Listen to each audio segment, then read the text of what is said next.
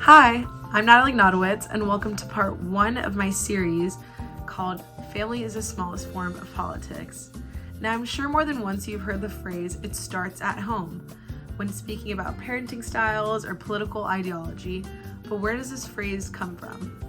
Well, the idea that the family unit is the smallest form of politics dates back to 350 BCE, where Aristotle wrote about this concept extensively in his book named Politics, acknowledging that people first exist in their immediate familial political system, which then forms together with other families to create a larger society.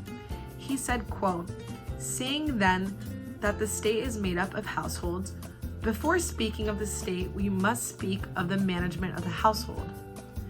Henry R. Van Til also wrote in his book, The Calvinistic Concept of Culture, that, quote, "The family is the simplest and smallest unit of society and the real fountain of culture. If this fountain remains pure, man's culture has promise. But if it becomes polluted, all the rest will turn to dust and ashes, since the home is the foundation of the entire social structure," emphasizing the influence of at-home politics into everyday real-world politics.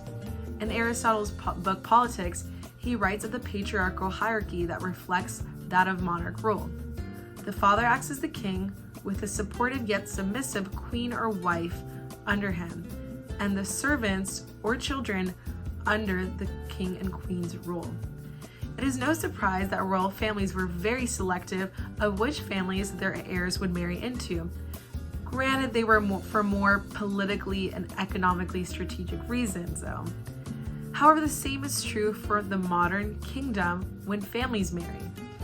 If we support Aristotle's idea that each household is its own nation-state, the nations should only join with or make deals with nations that support them, are like them, and have their best interest at heart.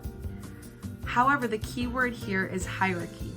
These ideas are better understood in traditional or old school households where the father or head of household has the traits of a king, like source and control of finance, final say on laws or rules, and the ability to enforce the laws through punishment or discipline.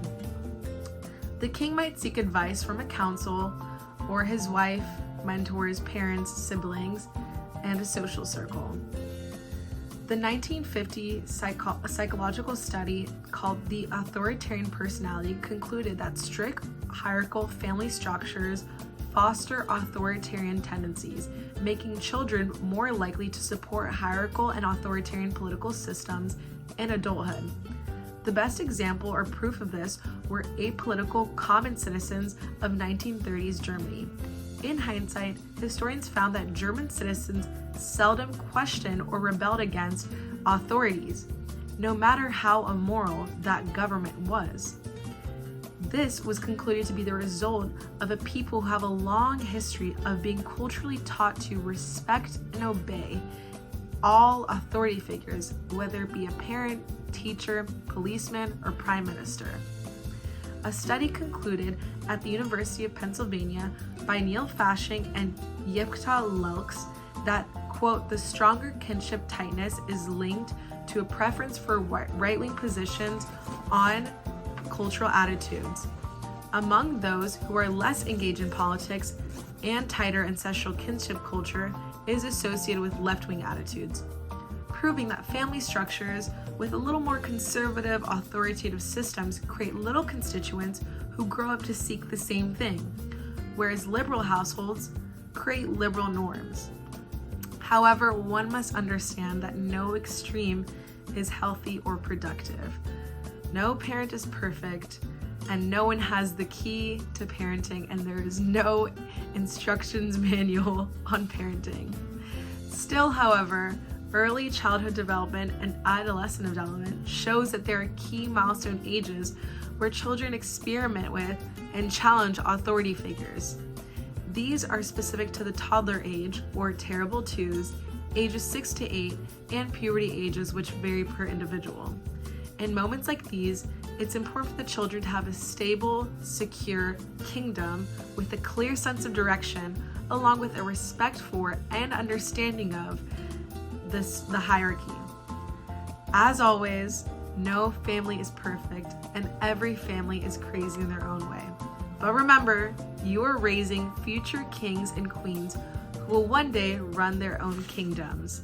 That is all for today. Tune in for part 2 of Family is the Smallest Form of Politics. Thanks for watching.